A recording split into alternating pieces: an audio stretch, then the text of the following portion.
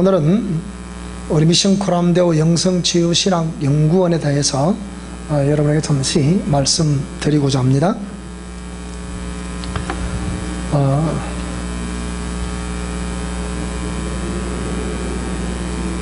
우리 미션 코람데오 영성치유신학연구원은 신학연구원이라고 하지만 치유와 영성 영역을 이렇게 주로 많이 다루고 있는 학교입니다. 제가 이 치유사역을, 죽기사역을 약 한 35년 정도 이렇게 실시를 하고 있는데요. 그런 치유사역을 하는 가운데 겪었던 수많은 그런 내용들을 가지고 학문적으로 이런 부분들이 좀 조명이 되어야 되고, 또 성경적으로도 그런 부분들이 조명이 되어야 된다고 해서 참 많은 또 연구를 하고 해서 이런 부분들을 우리가 치유사역을 하는 수많은 사역자들에게 어떤 담대함과 또 치유사역자로서의 긍지를 가질 수 있도록 하려고 하다 보니 이렇게 연구를 하지 않으면 안 되는 그런 상황이었습니다. 근데 이전에 우리 한국 교계에서 약 한 30년 전만 하더라도 이 치유사역 하면, 죽기사역 하면 무조건 이단 이런 덩식을, 그리고 이제 고정관념, 그런 인식을 가지고 있었죠. 그래서 그런 나름 오랜 동안의 그 치유사역의 그런 임상을 가지고 또 성경적인 부분과 신학적인 부분을 아울러 이렇게 공부를 함으로 인해서 정말 치유사역의 미션, 그 미션을 수행하는데 조금이나 보탬이 되고자 해서 학교를 이렇게 세웠습니다. 그래서 우리 학교는 영성, 지성, 기도, 구원, 감사, 변화라는 그런 우리 교훈을 가지고 있고요. 왜? 영성인이 되지 않으면 안 됩니다. 그래서 영성에 가서 수많은 어떤 나름대로의 지도자들이 이것이 영성이다, 이것이 영성이다, 영성에서 많이 논하고 있습니다만, 보통 우리가 영성이라고 하면 수도원적인 그런 개념도 가지고 있죠. 그렇죠. 우리 미션 코람데오에서 말씀하고 있는 영성이라는 것은 보통 수도원의 영성은, 그러니까 우리가 살아가고 있는 현장, 삶의 현장을 떠나서 사막이나 광야나 산속으로 들어가게 되는, 거기서 수도에 정진을 하게 되고, 그래도 어찌할 수 없는 죄인인 우리 인간이 가지고 있는 죄성들로 인해서 금욕주의에 빠지기도 하고, 때로는 그걸 참지 못해서 또 그런 실수를 하게 되는 수도원 영성의 장점도 있지만 단점도 가지고 있는 그런 부분, 그에 대해 수도원 영성을 영성이라고 해서 이렇게 많이 역사적으로 지금까지는 그렇게 계속해서 수도원 영성을 영성의 진수라고 그렇게 우리가 알아왔습니다. 그런데 제가 성경을 살펴볼 때 예수님께서 따르는 제자들을 나를 따라오너라, 내가 너희를 사람을 낚는 어부가 되게 할 것이다, 그렇게 말씀하셨고요. 그렇게 말씀 믿고 따라오는 자들을 주님이 마태복음 5장에 보게 되면 산으로 그들을 이끄셨습니다. 그 비로소 입을 열어 그들을 가르치기 시작하셨습니다. 그 산상수훈을 우리가 보통 상식적으로 산상팔복을 산상수훈이라, 산상교훈이라 이렇게 표현을 하는데요. 자세히 살펴보게 되면 마태복음 5장부터 7장 마지막 절까지에 기록되어 있는 이 내용을 우리는 산상수훈이라고 합니다. 그래서 이 산상수훈에서 마태복음 5장을 보게 되면 이 원래 공의의 말씀, 신의 산 전성을 알지 못했던 그 제자들을 나를 따라오너라 라고 말씀하면서 이 말씀을 부여를 하게 됐죠. 부여를 하면서 그들이 그 말씀을 받아들이니까 주님이 그들을 향해서 뭐라고 말씀하셨는가 하니 너희는 세상의 소금이다 그렇게 말씀하셨고요. 또 이와 같이 너희는 세상의 빛이다 그렇게 말씀을 하셨습니다. 그러면 세상의 소금이다, 세상의 빛이다 라고 말씀하신 목적이 있지 않겠습니까? 거기 자세히 보면 주님이 우리가 살아가고 있는 이 삶의 현장을 떠나라고 말하지 않습니다. 세상 속에서 너희는 소금이다. 그 세상 속에서 우리가 될 역할이 있기 때문에 그 역할을 수행해야 될 입장에서 너희는 세상의 빛이다 그렇게 말씀을 하신 겁니다. 그러니까 우리가 살아가고 있는 이 삶의 현장을 떠난 영성을 추구하는 것이 아니고 수도원 영성은 삶의 현장을 떠나버린 영성을 추구했죠. 주님의 말씀처럼 세상 속에서 소금과 빛된 역할 그걸 해야 되는데 이 세상을 떠나서 광야에서 사막에서 산속에서 근데 수도에 정진을 했죠. 그러면 주님께서 말씀하셨던 너희는 세상의 소금이다, 세상의 빛이다 라는 말씀은 전혀 맞지 않습니다. 그래서 우리 미션 코람데오 영성은 세상 속에서 소금과 빛된 역할을 하게 하는 겁니다. 그것을 구체적으로 실천을 하게 하는 거예요. 이것이 영성입니다. 그래서 영성은 세상을 우리가 살아가는 삶의 현장을 떠나는 것이 아니고 그 삶의 현장에서 주님의 향기, 주님의 냄새, 또 수많은 사람들이 알고 읽을 수 있는 그리스도의 편지로서의 역할을 감당하는 그것이 영성이다. 그래서 우리 미션 코람데오 영성은 이 세상 한복판에서 소금과 빛된 역할을 하게 하고 그리스도의 향기로 역할을 하게 하며 그리스도의 편지로서의 역할을 하게 하는 것이 미션 코람데오 영성, 이 교훈 중에 첫째가 영성입니다. 두 번째는 우리가 세상에서 많이 학문을 배우고 못 배우고 대학을 나가고 박사 학위를 소지하고 그래서 지성인이다. 세상적인 개념은 적어도 그렇습니다. 그러나 성경 말씀 보면 바울 사도가 지금 우리 미션 코람데오에서 두 번째 교훈이라고 말할 수 있는 지성에 대해서 바울 사도는 정확하게 무엇이 지성이다라는 것을 설명해 놨습니다. 뭐라 그랬습니까? 예수 그리스도를 아는 고상한 지식이라고 그랬어요. 바울 사도의 자기 신분을 보게 되면 어마어마한 신분이지 않습니까? 저희는 정통 유대인이라고 했죠. 유대인 중에 유대인이라 부르는 베냐민 지파라고 했죠.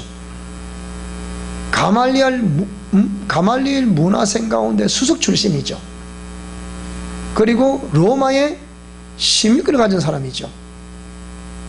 그리고 종교적인 열심으로 말할 것 같으면 예수님을 전하는 자들을 핍박하고 그들을 죽이고 재판 때 넘겨주는데 역할을 했던 바울사도 아니었습니까? 그러나 예수 그리스도를 아는 고상한 지식을 가진 이후에 그는 열방을 주께로 돌아오는 선교사가 된 것입니다. 그러면 예수님을 안다는 것이 무엇을 의미합니까? 학문적으로, 신학적으로, 교리적으로 아는 것을 말하는 것일까요? 아니면 살아계신 하나님이 말씀을 하셨는데 그 말씀을 살아있는 말씀이랍니다. 그래서 출애굽기 3장 14절에 보게 되면 하나님께서 모세에게 스스로 있는 자, 자존자, I am who I am이라 불렀던 그분, 신이신 그분이 자신을 말씀하신 거예요. 나는 살아서 역사하신 살아있는 하나님이다. 자존자신 하나님이 모세를 백성 가운데 보냈다고 해라, 그렇게 표현을 했죠. 그래서 하나님이 살아계시면 하나님 하신 말씀 또한 살아계시고, 그 말씀을 믿는 우리 또한 그 살아있는 말씀을 반드시 내 삶에서 체험할 수 있어야 됩니다. 내 삶에서 체험한다는 것은 분명히 내 육신적으로도 확실히 알 수 있도록, 내 육체적으로도 알 수 있도록, 내 몸에서 그걸 알 수 있도록 우리는 체험하게 되는 겁니다. 그래서 우리가 그냥 수평적으로 어떤 학자들을 통해서, 교수님들을 통해서 전달받은 그 지식을 소유하고 있다 해서 지성인이 아니고, 살아있는 하나님의 말씀을 내가 성경을 보고 그 성경 말씀대로 준행함으로 인해서 내 삶에서, 내 육체적으로도 그걸 살아계심을 경험하게 된다는 겁니다. 경험하게 되는으로 인해서 확실하게 경험된 지식, 경험된 살아있는 지식, 생명에 관한 지식이 아니고 살아있는 지식, 그거를 소유한 사람, 그 사람을 지성이라고 말씀하는 겁니다. 그럼 우리가 하나님께 기도하지 않을 수 없겠죠. 그래서 우리는 우리 학교에서 늘 기도를 강조합니다. 기도하셔야 됩니다. 그 다음에 우리가 기도하게 되면 주님께서 역사하시겠습니까? 안 하시겠습니까? 하시겠죠. 그래서 우리가, 내가 침묵하면 주님이 말씀하십니다. 내가 멈추면 주님께서 일하시는 겁니다. 역사하시는 겁니다. 내가 침묵하면 주님 말씀하시고, 내가 멈추면 주님께 일하시는 거예요. 그런데 모든 사역자들은 그 탁월한 두뇌를 가지고 사역을 하려고 하죠. 그런 것들이 우리 미션 코람대에서는 내가 침묵함으로 주님이 말씀하시고, 내가 멈춤으로 주님이 일하시게 해야 된다는 그런 원칙을 가지고 있기 때문에 우리는 무언 침묵합니다. 그러면서 우리는 늘 하나님께 감사해야 됩니다. 그렇게 되면 우리 삶에서 변화가 될 수밖에 없는 그런 원리를 가지고 있기 때문에 영성, 지성, 기도, 무언, 감사, 변화라는 교훈을 가지고 있고요. 우리 미션 코람대우 영성, 치유, 신학, 연구원에 3대 기조가 있습니다. 그 3대 기조는 뭡니까? 보통 우리가 말씀 중심에 말하는데 우리는 성경 신학을 기초로 가지고 있습니다. 한 기조를 가지고 있고요. 그 다음에 말씀에 의지한 치유 사역, 그러니까 치유 신학을 이렇게 프레임을 가지고 있습니다. 세 번째로는 자, 말씀과 치유 사역을 거쳐서 치유가 되면 그 다음에 어떻게 일생의 삶을 살아드릴 것이냐에 대해서 영성 실천 원리를 우리가 가지고 있기 때문에 이 영성 실천 원리를 우리 공부하는 그 구체적인 내용들을 가지고 있기 때문에 이것을 영성신학, 그러니까 성경신학, 치유신학, 영성신학, 이 3대 우리가 프레임을 기조를 가지고 있습니다. 그래서 우리가 수많은 사역자들이 보통 이너 힐링이라고 부르는 내적 치유, 내적 치유를 많이 해봅니다. 이 내적 치유를 성경적인 치유다 아니다 참 말씀들이 많죠. 그러나 제 개인적으로는 내적 치유는 성경적인 치유가 아니다, 저는 이렇게 규명합니다. 그 외관이 내적 치유는 보통 거의 대부분 심리상담 기법을 모토로 하고 있기 때문에 이 내적 치유, 이는 힐레라고 하는 내적 치유는 지금도 기독교 팟캐스트도 얼마든지 하고 있습니다. 그렇기 때문에 내적 치유를 내가 교회 다니는 사람이라고 해서, 교회 다니는 사람이 이 치유를 한다고 해서, 또 목사님들이 이 치유를 한다고 해서 이걸 성인 치유사이다, 거기는 좀 동의하기 힘듭니다. 그래서 이너 힐레라고 하는 내적 치유는, 내적 치유 그 자체로는 성경적인 치유가 아니다, 그렇게 규정하고요. 그 다음에 그러면 이 내적 치유가 아닌 성경적인 치유가 뭔가라고 했을 때 우리는 말씀 중심으로 할 수밖에 없더라는 거예요. 그래서 말씀에 의지하여 우리가 치유를 시도하고, 말씀에 의지하여 축기 사역을 하고, 말씀에 의지하여 영성 실천을, 우리 예수님의 3대 사역 가운데도 프리칭, 티칭, 힐링은 다 말씀 중심이라는 그런 중심 아닙니까? 근데 우리는 보통 프리칭, 티칭만 가지고 말씀 중심을 합니다. 거기서 힐링 영역은 쏙 빼버린 거예요. 근데 제가 사복음서를 가지고 예수님이 치유에 관한 용어, 그 다음에 복음 전파에 관한 용어, 그 다음에 가르치고 양육하셨던 그 용어들을 얼마만큼 구사를 하셨을까라고 비교 분석을 해봤는데요. 하버드 대학에서는 72%의 치유사를 하셨다고 규명했다고 합니다. 근데 제가 볼 때는, 제가 사복음서를 중심으로 해서 분석해 봤을 때는 약 73.85%의 예수님이 치유사역에 관한 용어를 구사하셨습니다.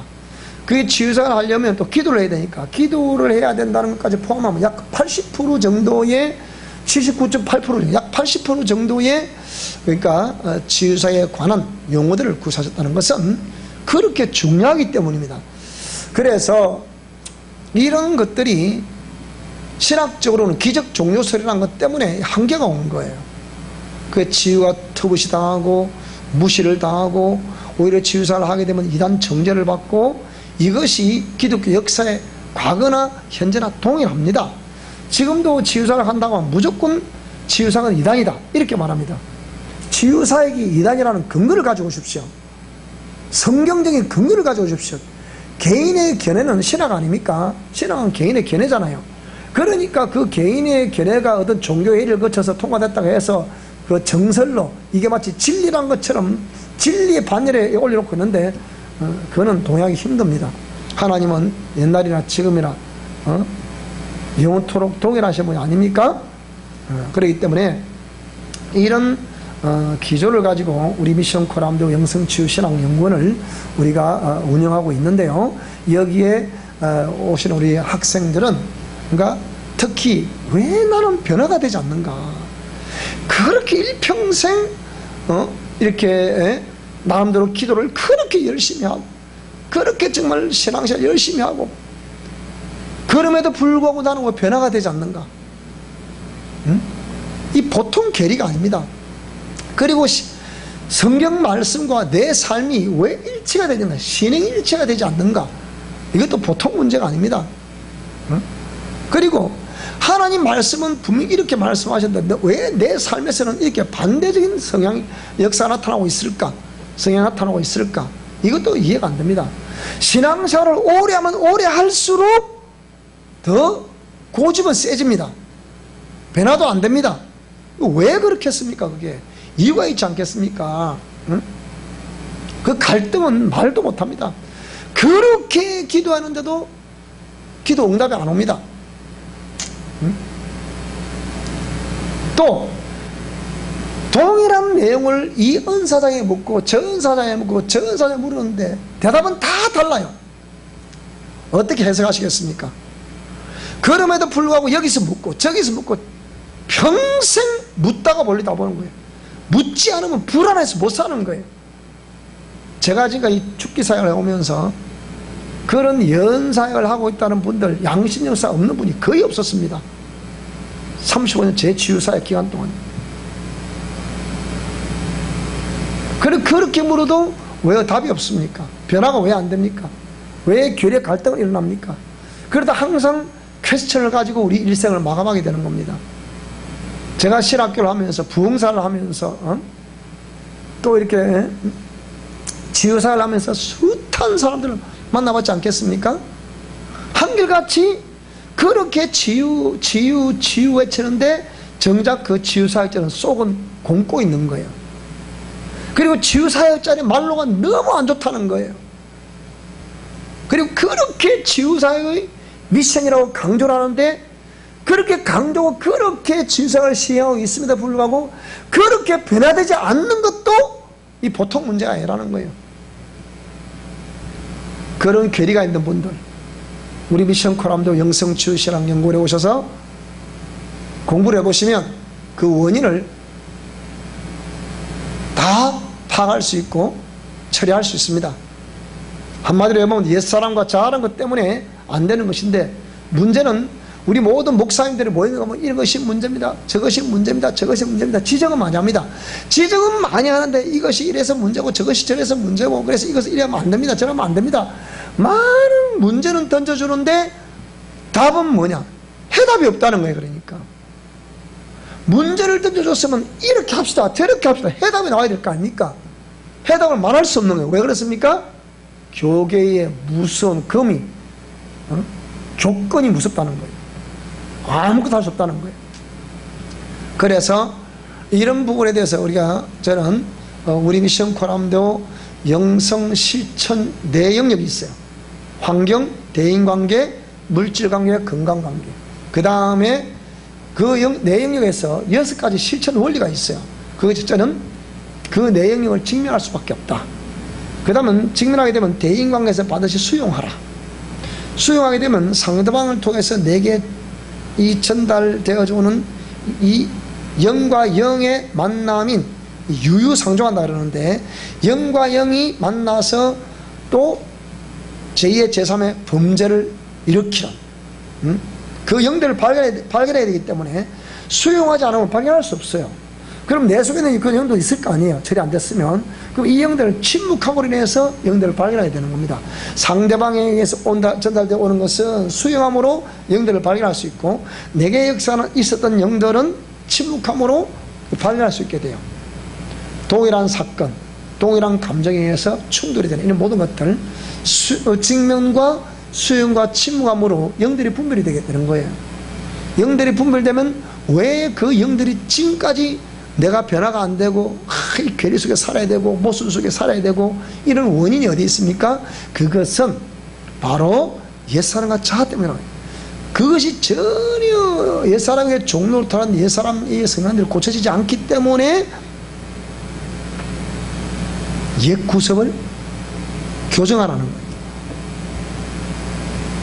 그래 하나씩 교정을 해가면서 뭡니까? 평생 안 되는 그걸 가지고 기도했잖아요. 계속 기도했는데 응답이 없디까 여러분? 왔습니까? 응답 안 오잖아. 보세요. 왜 그렇게 기도는 응답 안 옵니까? 하나님 바라보라. 하나님 안 바라봐서 응답이 안 옵니까? 바라보셨잖아요. 근데 안 되는 거예요. 그렇게 기도하고 그렇게 하나님 바라보고 기다리는데 하나님 여러분 나타나시던가요? 괴리한 모습 아닙니까? 양심적으로도 그게 대답해 보십시오 여러분. 안 되잖아. 보세요. 왜 그렇습니까 그게? 그래서 옛구습을 교정하지 않으면 절대로 안 됩니다. 지금 여러분이 행하고 있는 모든 것들이 하나님의 정말 성령의 인도, 지도, 역사심 따라 행하고 있는 겁니까? 아니면 여러분 고정관념적으로 가지고 있는 지식 중심입니까? 뭡니까? 그래서 영적 경계선을 설정해서 제2의 제3의 피해를 막아야 되지 않습니까? 이런 영성 실천을 우리가 가지고 있기 때문에 이런 내용들을 우리는 이제 성경신학을 통해서 철저히 성경을 상고하게 만들고, 그걸 통해서 우리의 미션인 치유사역을 수행하게 만들고, 그걸 통해서 뭡니까? 영성신학을 또 공부하게 내려가지고서 수동원 영성이 아닌 삶의 한복판에서 생명의 삶을 보여주고 생명을 창출해줄 수 있고, 영혼을 정말 물이 바다를 덮음같이 여호와의 영광이 드러나게 하는 그 역사를 우리 영성신학을 통해서 이렇게 나타낼 수 있는 이 원리, 이 모든 원리를 우리 미션 코람도 영성치유신학연구원에서 여러분 한번 공부 한번 해보시기 바랍니다. 모집은 수시라 하니까요. 우리 동상을 보시고 이렇게 우리 학교에 오셔서 공부를 해보시게 되면 여러분 정말 지금까지 신앙생활 그렇게도 푸르지 않는 수수께끼, 괴리, 분명히 무언가 모자란 1% 그것이 분명히 해결될 줄로 믿습니다. 여러분 우리 미션 코람도 영성치유신학연구원에 오시는 것을 환영합니다.